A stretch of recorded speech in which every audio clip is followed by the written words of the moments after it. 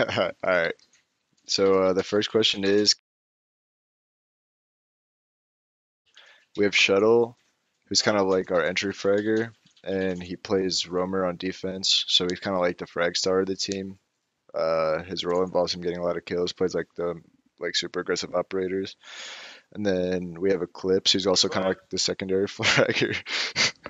We have Eclipse, who's also like the secondary fragger, and he plays like kind of like a second entry and like a secondary roamer on defense. He also kind of flexes onto like anchor sometimes, depending on the map. So Eclipse is more of like a flex slash secondary entry. Then we have Seth, and Seth is just a man of many operators. He kind of just plays whatever the team needs. He's kind of like, especially on defense, he kind of plays like all the info ops, Valk, Pulse, Echo, um, Valk, Pulse, Echo, Castle, like literally anything that's like flex on defense, Seth plays. And then on attack, he mostly plays Hard Breacher, but sometimes he'll flex onto like something else if we don't really necessarily need a Hard Breacher. Then we have Set. Who's next? Slash. Yeah. Then we have Slash.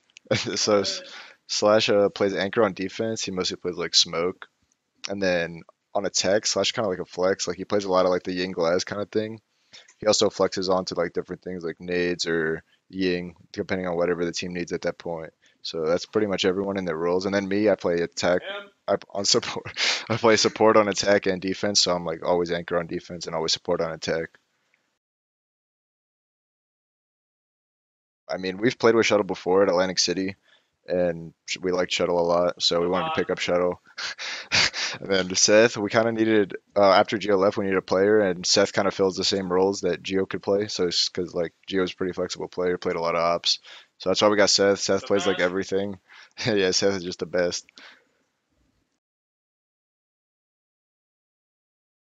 Last time we played Nora Rengo, we beat them 2-1, but that was when we were playing with Shuttle, who wasn't on our team at the time. He was a stand-in because Geo couldn't go. So it was kind of just like we didn't have that much time to prep for them as we would like, because we were kind of getting Shuttle caught up in our system. But now that we've actually had a while to practice with our full team, I feel way more confident going into this match.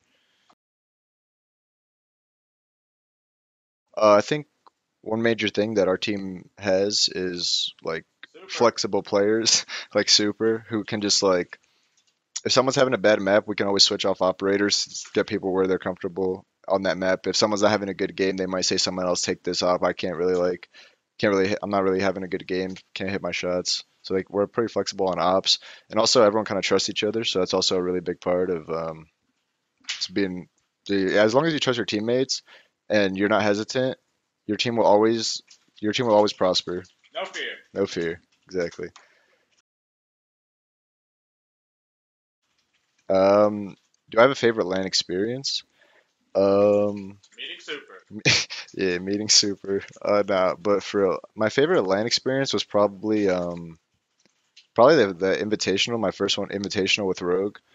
We actually made it to the quarters. Arguably, we could have actually made it to the finals. We actually like lost by 1 second, so that's pretty unfortunate. But that was definitely like my first LAN with Rogue, and it was like a really good time. And after that LAN, I kind of knew we were gonna have something special with this team. So that was probably my favorite experience so far. Honestly, I was kind of like I was like super happy and relieved because that match was basically for two lanes for the Pro League Finals and the Invitational. Invite. Yeah, so Pro League Finals and Invite was on one match, which is pretty huge. And the way we started this first half of the season, we were like pretty trash.